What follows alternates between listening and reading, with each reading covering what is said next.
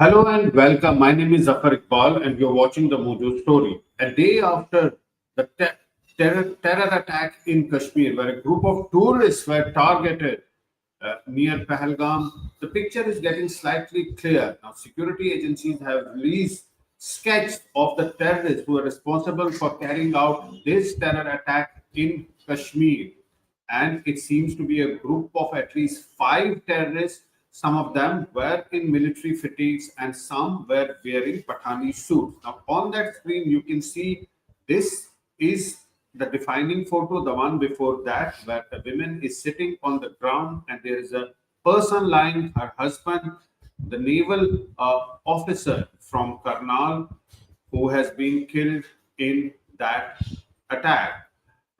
Now, 26 tourists have been killed. They were targeted at a point blank range. Now, this is one of the photos that have been released of the terrorists who carried out this attack. Now, they were carrying automatic rifles, AK rifles, and sophisticated weapons when they carried out this attack. Now, there were also reports that religious identity of the tourists was ascertained before they were targeted, and they were targeted at point blank range. They were fired from a very close range, and that massacre was carried out at Baisaran, which is a meadow just ahead of Pahalgam. No motorable road there. Now the tourists were enjoying a pony ride, riding on the horseback when terrorists carried out this attack. Of course, they would have done a recce because it would take some time for the security forces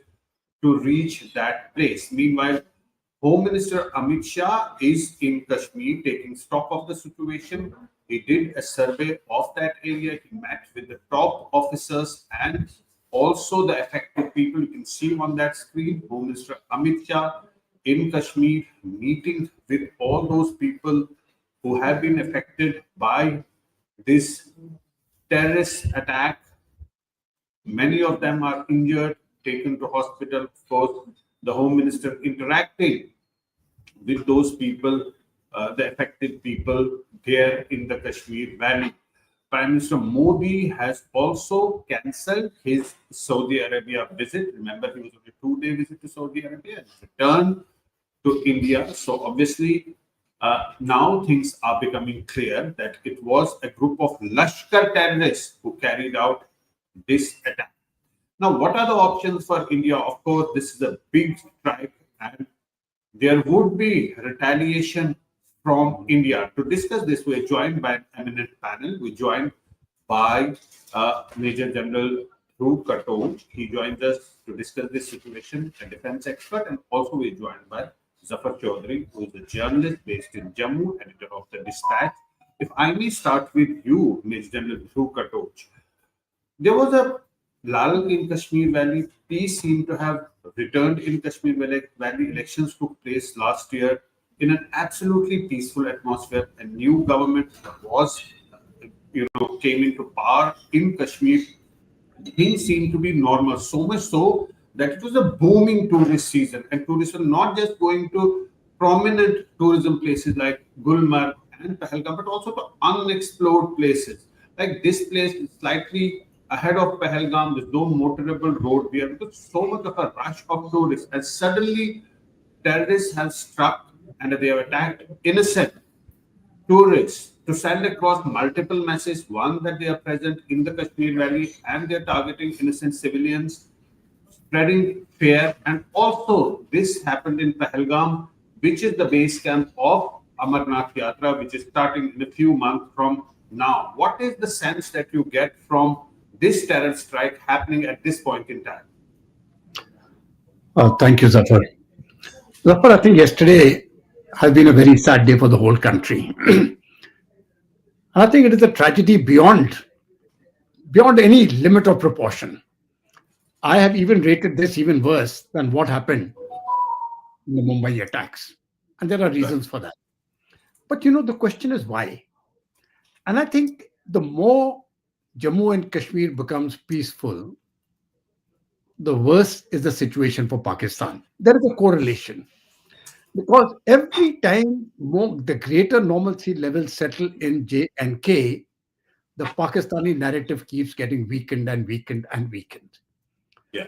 And there's a desperate attempt now by the Pakistani establishment to reverse that, which was why their chief of army staff spoke to a group of foreigners when he was addressing them, and he made two very two very vicious points, I will say. The first point he made was, and he made it very clear, that the Hindus and the Muslims cannot live together. We are two different people. That was Jinnah's ideology, and he enunciated it again. And the second one, which he said, was that Kashmir is intrinsic to the soul of Pakistan. In not in so many words, but that was the essence of what he said. Now, Pakistan is getting forgotten in the world. Let's be very clear about it. Pakistan has got forgotten in India. The resonance, when you talk of Pakistan, there is no resonance in India.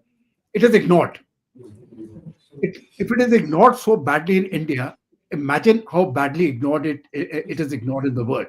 They had to get back relevance.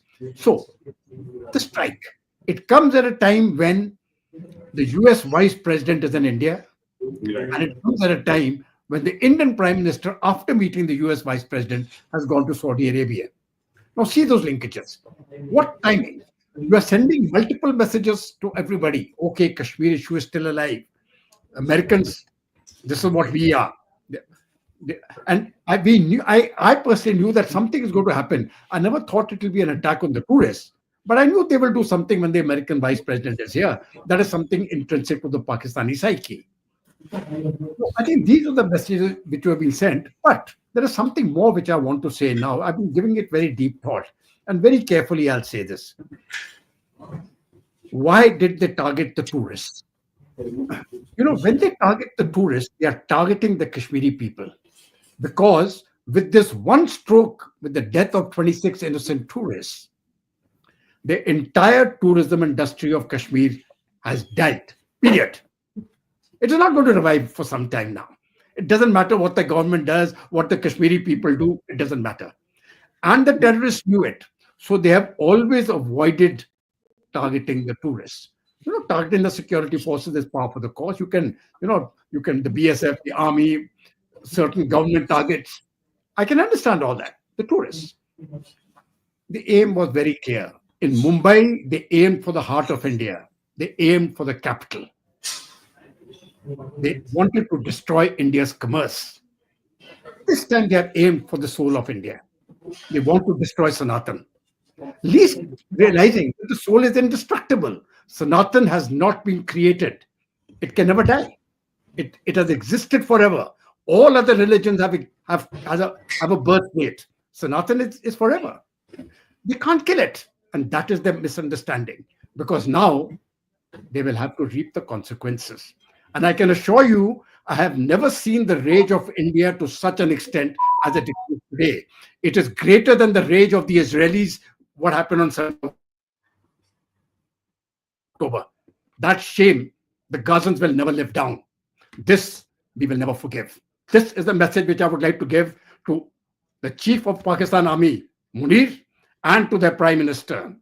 We will not forget, we will not forgive, and both of you are responsible for this carnage, and we will take you down. General Katu saying that it's a worse terror attack than Mumbai. Zafar Saab, before I come to you, I want to play this soundbite. The women on the screen, if you can have up sound of the soundbite, then I would want to come to you and ask this question. Let's first hear what she's saying when this is moments after this terror attack.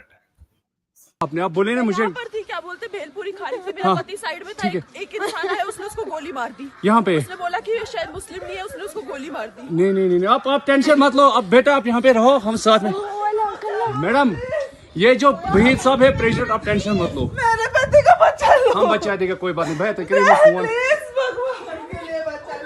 दब से मन युवा design किया ठीक है हम बचा देंगे ना आप टेंशन मत लो मैं आ रहा हूँ मैं कहाँ पे आपका ये हस्बैंड क्या हुआ इसको, क्या हुआ? Please ask for help. We don't need Okay, don't worry, don't worry. You okay? You need a water, sir? Sir, we'll manage. Just Huh? ask for help. He's Okay, you gunshot. first you give the hands He water, has drop of water. Take a drank drop of water, sir, please. Please. Right. A local Kashmiri tried to help at that point in time. But what is important, what I want to ask Dr. Saab, when she is narrating what happened, she says that उनको लगा शायद ये मुसलमान नहीं है and they targeted. The religious identity was ascertained. Two things, as General Khatoj was saying, tourists were not targeted in the past, even at the peak of militancy and terrorism. This time around, tourists were specifically targeted and their religious identity was also ascertained.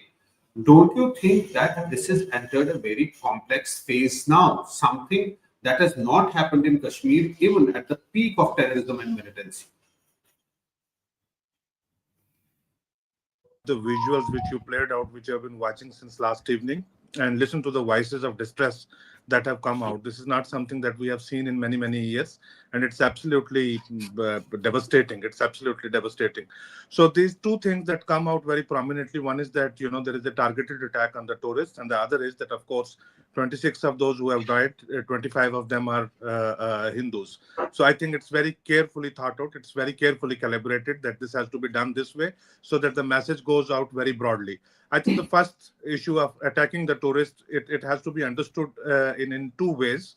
One is being very prominently talked about since yesterday, and the other that I want to point out. The one is, of course, that tourism has been the central story since 2019. The governments have been talking about tourism as a barometer of normalcy, that, 20 million tourists have come in a certain year and more tourists are coming up, and this is unprecedented, historical.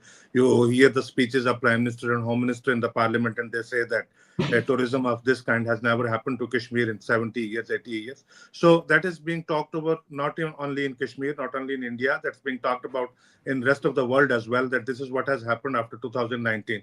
So certainly, if somebody is not comfortable with the normalcy that is happening in Kashmir, so tourists had to be attacked, and we should have known about that there could be attack on tourists at some other point.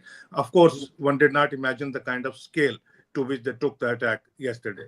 Second is that it's not just about the tourists. It's not about sending message to the government of India, the Indian state. It's also an attack on the Kashmiris, and probably the terrorist organization. They think that Kashmiris are getting quite normal with the economic benefits of tourists coming to Kashmir. So if we do this, attack the tourists and make it sure that they were attacked on the basis of their religion, that will put not only the government of India in an outrageous situation, but also put the Kashmiri people in a state of difficulty.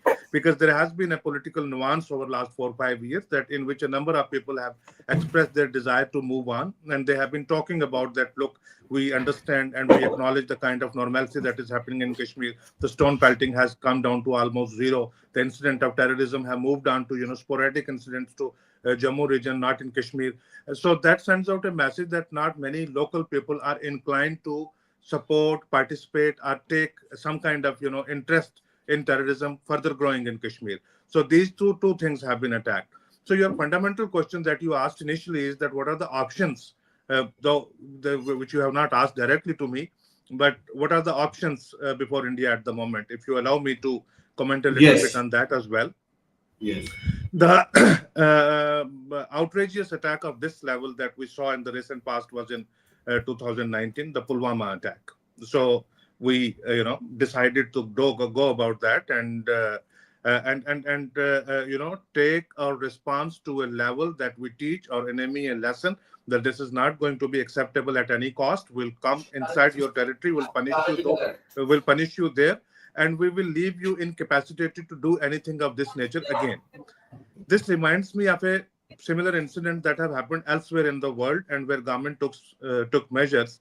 For example, the 9/11 in United States, there hasn't been a single attack there in last 24 years. A smaller country, which is not as powerful as United States, which is not as powerful as India, Indonesia, the Bali bombing of 2002, where 202 people were killed, and they put in place the measures that nothing happened of that scale, of that nature, ever after in last 23 years. So I think in terms of strategy, in terms of how do we understand, in terms of able to understand that what is it that we are exactly facing on the ground, we need to have a very, very clearly calibrated strategy so that we are able to move against this for once and all and settle this down so that there are no issues of, I mean, we've been hearing for last 5-6 years that this particular constitutional environment that was there before 2019 was suitable for terrorism. I think a number of people, a vast majority of people within Jammu and Kashmir that have trusted, they have supported the narrative of Government of India. Yes, we have tried this thing before. Let this absolute control be in the hands of the Government of India so that terrorism is finished. And you look at the kind of incident that are happening. So it's very difficult for any one of us who are not aware of the policy that's going on to imagine or to suggest that what should happen in wake of an incident of this scale. This is completely outrageous. Right. Zafar Sahab, you spelled out what could be the possible option that India could be looking at. You talked about America, about Bali bombings, and all of those. But General Katur, is that possible in a country with Pakistan? Why I'm saying, because Udi happened, there was a surgical strike. Pulwama happened, there was a Balakot. And now another major terror attack has happened. There could be a retaliation. We don't know in what form that will take place. But that has not deterred Pakistan from carrying out such terror activities in Jammu and Kashmir, even after surgical strikes and the Balakot strikes. Do you think that it needs a more strategic response as well as a tactical response? That those could be tactical response, but it needs to be dealt strategically because this issue is not going to go away. You see, ultimately, Zafar, if you have to address, let us say a person has got a cold or some, a fever or cancer or something, there are outward symptoms and there is an inner cause. Now, outward symptoms, if you address the outward symptoms, the root cause is not addressed. Here, the root cause of the problem is the Pakistan military and the Pakistani political establishment. The pain has to be felt there. The pain has to be felt by the Pakistani military. And unless that is the start point, we will continue having incidences because we have a border, 1,000+ kilometers border with Pakistan. So to say that you can seal every inch of the border is not possible. Somebody or the other will always get through. And once you have that sort of a logistic support from a neighbor, it becomes very difficult to sort of prevent an incident from taking place. The answer lies in deterrence. So obviously our deterrence has not been adequate and that has to be ramped up. And there are many ways to do it. We have not done it so far in the hope that, okay, at some point of time, the relationship may stabilize, but it is not going to stabilize. I think that is one thing which we must learn to accept. Pakistan can never be a friendly country. It will always remain an enemy country. And once we accept that reality that Pakistan is an enemy territory, an enemy country, then we should orient our policies to deal with it as an enemy country. And you'll be surprised if we actually deal with them as an enemy country, there's going to be peace between the two. I'm quite certain there'll be peace. One, there should be no contact. No contact at all. We don't want these fellows there. But General Saab, there is hardly any contact. The levels of contact have come down drastically over the last few years.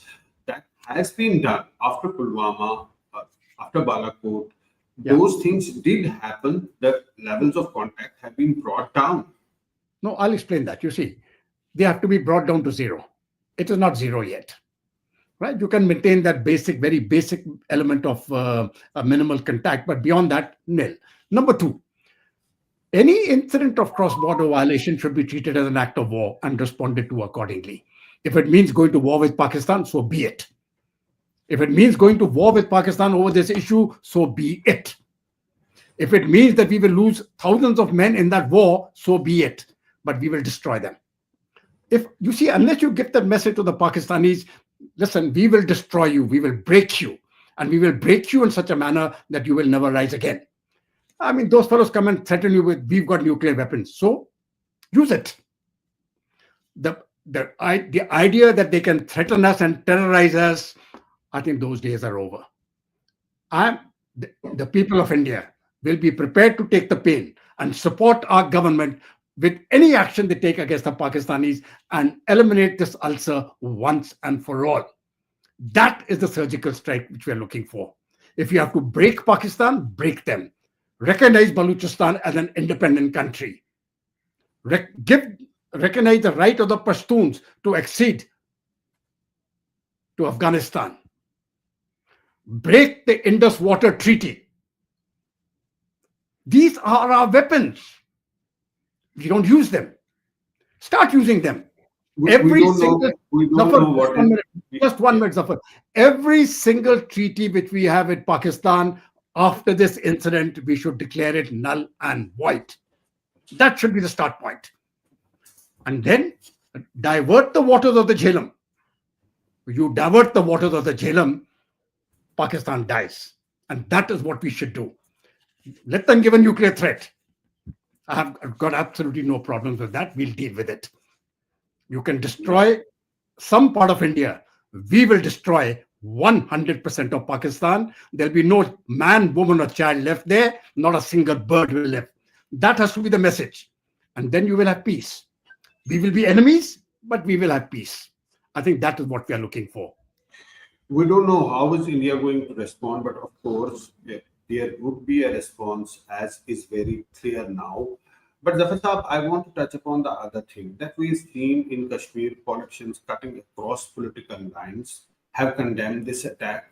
There has been a strike in Srinagar. Of course, tourism is the backbone of Kashmir's economy.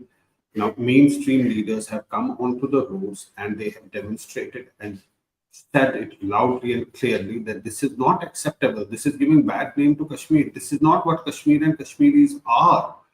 Do you think also the problem is that at the time of election in 2024, all of that happened very, very peacefully. A new government came to power. There have been terror strikes in Jammu and Kashmir, but mostly in the remote areas of Jammu now, in Udhampur, in Kathua, not in the Kashmir Valley. And that is the problem for Pakistan and the terrorists, that they want to carry out a spectacular attack, which will have multiple messages. Let's first hear Mehbooba Mufti before you can reply to this question.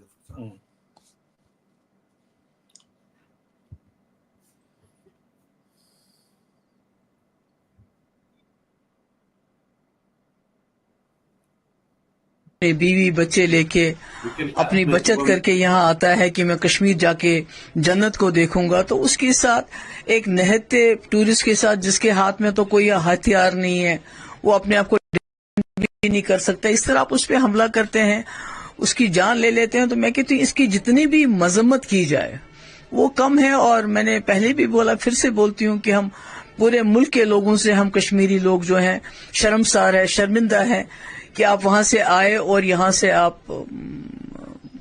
मौत के में चले गए। तो ये इससे बुरा क्या हो सकता है?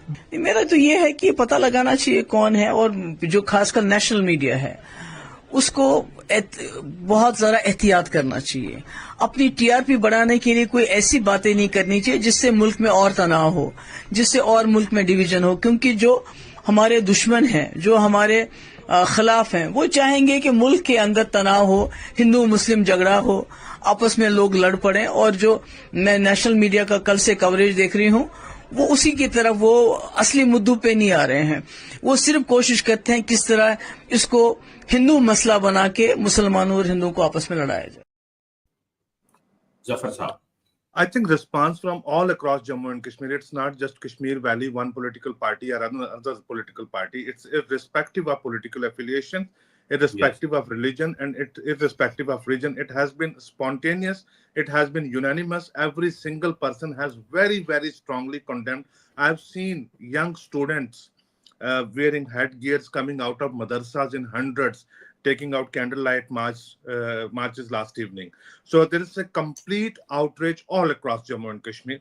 So I think after every single incident, the response from across Jammu and Kashmir has been becoming very stronger, and people have been concerning their voices in one voice that it's not acceptable. This is not something that's for them. And I've seen hundreds of, particularly the Muslim youth, writing out there on the social media platforms that this is not in their name, this should not be there. Because once these reports come out that a terrorist came and he asked a woman that they killed a person because probably he was not a Muslim. That has every Muslim worried that, are you doing this thing in our name? So they go out and they make out this very loud and clear statement that this is not has to happen in our name. In terms of that, what has been the kind of strategy since 2020, 2021? The last major terrorist attack in Kashmir was in 2020 that happened in Kupwara. And then we got entangled in what was happening in the eastern Ladakh. Once this problem erupted with China in the Galwan Valley, a lot of forces had to be moved out from Jammu region to the Galwan Valley because Jammu was hitherto a peaceful region.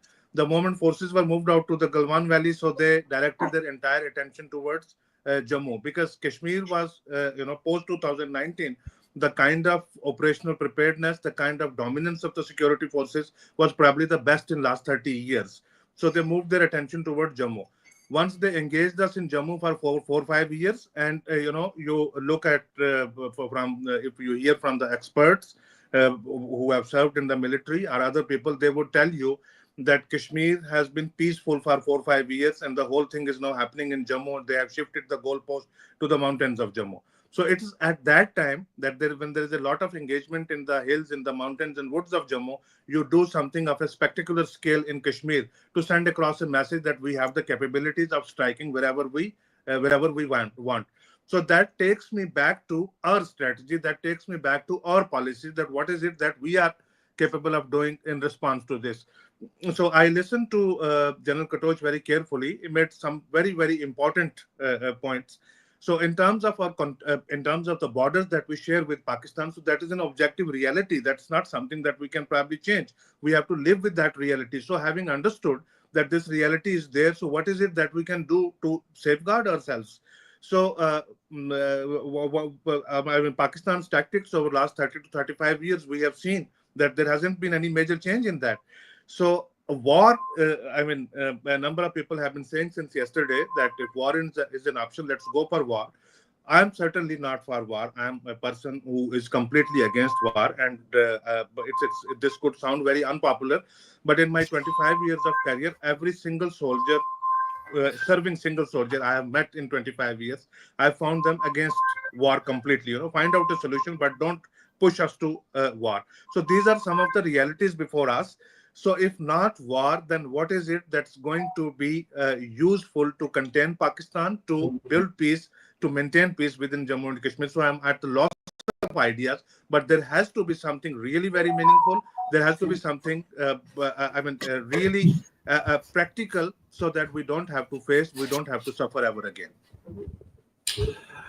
Zafar Saab, you said that people cutting across political parties have been condemning this incident. We are seeing openly every leader speaking about this incident and condemning this.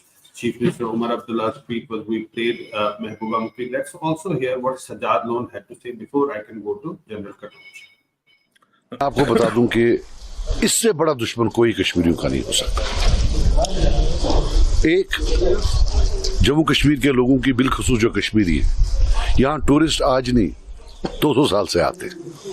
हमारा एक नाम है, हमारी एक पहचान है जिसको शनाख्त कहते हैं, वो है कि हम मेहमान नवाज लोग हैं। हम अजनबी से अजनबी इंसान को अपने घर में, अपने दिल में जगह देते थे। ये वार उसके ऊपर है, उस पहचान के ऊपर। और उसके अलावा ये जो इक्तिसादी आज़ादी है कश्मीरी की, कि वो अपने बलबूते पर कमाए, ये उसके खिलाफ एक अटैक है। ये चाहते हैं ये लोग कि यहाँ से टूरिस्ट निकल जाए और कश्मीरी जो है वो बगैर कमाई के, बगैर किसी चीज के जो है गुलाम बन के रहे। ये हमारे बच्चों के दुश्मन हैं, हमारी आने वाले नस्लों के दुश्मन हैं। ये टेररिस्ट लोग हैं। अल्लाह इनको गर्क करे, वो मैं इतना ही कह सकता हूँ। अल्लाह गर्क करे इनको कि जो निहत्ते टूरिस्ट को निशाना बनाए। इंशाअल्लाह न यहां माफी होगी, न आखिरत में माफी होगी। ये जहन्नम की आग में जलेंगे। ये सही बात नहीं है। और जो इंसान ऐसी चीज को सपोर्ट करता है वो भी जहन्नम की आग में जलेगा। General Katoch, you heard Sajjad Lone, very strong words by Sajjad Lone. I wanted to ask you about the situation in Pakistan. You touched upon Asim Munir's recent statement where he said that Kashmir is the jugular vein of Pakistan and also Hindus and Muslims are distinct, and he talked about the two nation theory. But also there's a fact that Pakistan is facing a lot of crises internally. There is a political uncertainty. uh, Imran Khan, the most popular leader, has been arrested for more than 2 years now. There's an economic problem in that country. The security situation was out of hand. What we saw in Balochistan, when a train was taken away by terrorists. There's a problem in Khyber Pakhtunkhwa. They have a problem with Afghanistan, the Taliban, that they had to come to power. They are not having a cordial relation with them. So, isn't all of this perhaps a tactic to focus the attention from all those internal problems and the army, which is getting a bad name there, just going back to what it has been doing in the past, rake up Kashmir issue once again violently, and this takes the central stage, this takes the limelight, and everything else gets forgotten for now. For them, from the Pakistani army point of view, I'm talking in context of Asim Muni's recent statement. Yes. Zafar, firstly, I think what Sajjad Lone spoke, I think he reflects the sentiments of the Kashmiri people completely. And I'm so glad he has spoken out with that passion. Now, as far as Pakistan is concerned, because you see, all my references really to Pakistan, because it's got nothing to do with the Kashmiri people. I mean, I want to make that very clear. The problem has always come from the other side. And you may have 10 million people who are peaceful. You give 100 people guns, you can disturb their peace. So the problem is the guns which are coming in, the ideology which is seeping in from the other side. Now, in Pakistan, in your channel, as Zafar, I've spoken earlier, the three major, one is that internal instability, internal violence which is taking place in Pakistan, because they have not addressed the grievances of the Baloch people. That particular area, which 30 to 40% of the landmass, they have absolutely devastated that region, and the people haven't got their dues. One insurgency is prevalent there. The second is Khyber Pakhtunkhwa. The Tehreek-e-Taliban Pakistan is a separate group of people. When we are looking at religion now, they are all Sunni Muslims, and they are fighting against the state. And they are more aligned with the Afghan Taliban than with the Pakistani establishment. They are fighting the Pakistani establishment. So this is one set of problems which they are facing at home. The second one is the economic mess in which Pakistan is in. But, very frankly, I'm quite convinced both these problems they can resolve over a period of time, and they'll get out of it, or they can get out of it. It's the third one which you mentioned, actually. The political instability, because without that political stability, you can't address the first two issues. Imran Khan is not a capable leader, but he is today the most popular leader in Pakistan. And if you hold a free and fair election, he will win 60% of the votes, hands down. And that is the problem of the Pakistan military. Because if Imran Khan comes with that popular mandate, he will put the army at its correct place. The army has to be subordinate to the political authority. And if the army is not subordinate to the political authority, I'm afraid the country is in trouble. India has been fortunate that way. Bangladesh, bets are off. In any country where the army has predominance over the political authority, there will always be problems, because the political authority, the beauty of the system is if you don't like one chap, you can throw him out and get somebody else in. That periodicity. So you don't like one political party in India, fine, throw them out. Elections come, they are accountable. Somebody else comes. The army is in the backdrop. The army is not for the political party. The army is for the nation. In Pakistan, they have reversed it all. Pakistan, the military's biggest threat is not India, is not Afghanistan. The Pakistan military's biggest threat is their internal dissonance within themselves, that if a political party comes in which is strong enough to put them in their place, they are. And perhaps that is why they are resorting to these tactics, and that could be one that would be the reason to these tactics. That is, therefore, one of the reasons. it could be one reason that they're doing all of this. But we're coming back to the terror attack in Kashmir. Now, what has happened? Kashmir had a booming tourism season, full of tourists. But of course, after this attack, tourists would want to move out of Kashmir. Nobody goes to a place where the life is at risk. Obviously, people will assure, the local will assure, the government will assure them of safety, but they will not be feeling safe right now. Let's also try and hear some of the reaction of tourists in Kashmir after this incident happened. We heard one reaction of the tourists. If we have more, we can also use them. अभी मेरे हिसाब से 10 जगह से Ron firing होगी, 10 जगह के ऊपर होगी। बैठो बैठो बैठो बैठो बैठो बैठो बैठो आराम से बैठो। फायरिंग कर रहे हैं वो लोग। हाँ फायरिंग कर रहे हैं। कुछ चोट है मेरे बाजू में, बगल में था। क्या ब्लड कहीं लगा चोट के बेटा? अच्छा ठीक ठीक बैठो, मैं पट्टी करता हूँ आपको। अरे नहीं नहीं नहीं नहीं, हम लोग, अरे हम लोग फौज हैं, हम लोग बैठो बैठो, हम लोग फौज हैं, बैठो बैठो चलो। अरे कुछ, अरे हम लोग फौजी हैं, कुछ नहीं करेंगे, आपकी सेफ्टी के लिए आए हैं, और आपकी सेफ्टी के लिए आए हैं, बैठो बैठो बैठो बैठो, आपकी सेफ्टी के लिए आए हैं। हम इंडियन आर्मी हैं, बैठो। ये इंडियन आर्मी है। आप लोग कहाँ से आए हो? कहाँ से आए आप लोग? आपके बच्चे कुछ नहीं करेंगे, थोड़ा बताइए। हुआ पति को मार दिया? नहीं नहीं बेटा शांत रहो, लो पानी पियो, पानी पियो। कहाँ से आए लोग? हैदराबाद से। अरे साथ में आपके हैदराबाद के हैं। Zafar Saab, last word to you before we wrap up. You heard these reactions of these extremely shocked and disturbed tourists after what happened there. They had gone to that place and they were enjoying a day on the horsebacks, on the ponies, just having a peaceful time, and suddenly these terrorists come and they target them, kill them. And of course, this is the situation on the ground. We have been covering different elements of this story, but last word to you before we wrap. So one of the things that, these terrorists, they attack the tourists and they create a story that no tourists are going to be back in Kashmir anytime soon. So let me send this message to terrorists and whosoever sends them to Kashmir. So it's very difficult to say something at this moment that I'm a resident of Jammu and Kashmir and I go to Kashmir very frequently. I live in Jammu, but if you ask me today to take your family to Kashmir for next few weeks, this will be a very difficult decision for me to take my family to Kashmir for the tourism purpose. But fact of the matter is that I can assure whosoever has done this, I can assure whole of the country and everyone who is watching that tourists will be back to Kashmir very soon.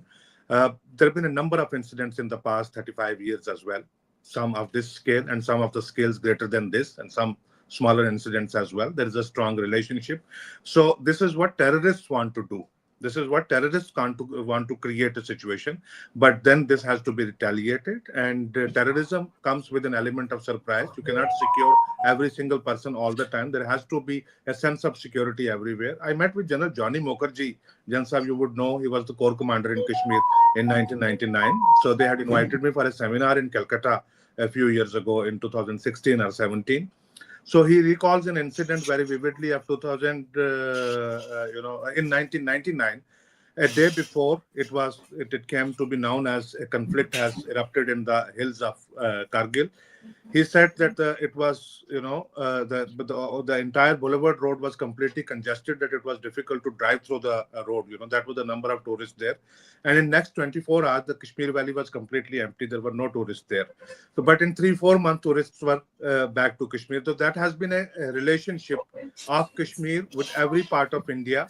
So if a tragedy happened, that does not mean that that place gets completely haunted and people don't come back. So if somebody wants to take a pleasure in that, if somebody wants to draw a success story from that we killed a certain number of people and we ended the tourist story and we ended the prosperity story that India wants in Kashmir and that Kashmiris want for themselves. So that's not going to happen very soon. We need to treat very carefully. We need to be one people, one voice, with one idea, with one strategy. We need to be together in fighting this menace back. Thank you. Right. a good note to end our discussion on, but clearly this is a terrorist attack that will have implications and repercussions, not just today, but in the coming months and years. Of course, this will have an impact. And the way that we see these visuals and these sound bites of these tourists who have been specifically targeted, this will have strong implications, and this will draw a retaliation. Thanks so much, Zafar Saab, Major General Dhruv Katur, for joining us and for sharing your thoughts, and thanks to our viewers for watching this show. It's great to see you here. Thank you for watching our work. If you haven't subscribed yet, don't forget to click the bell icon and subscribe to Mojo Story and support independent, robust journalism.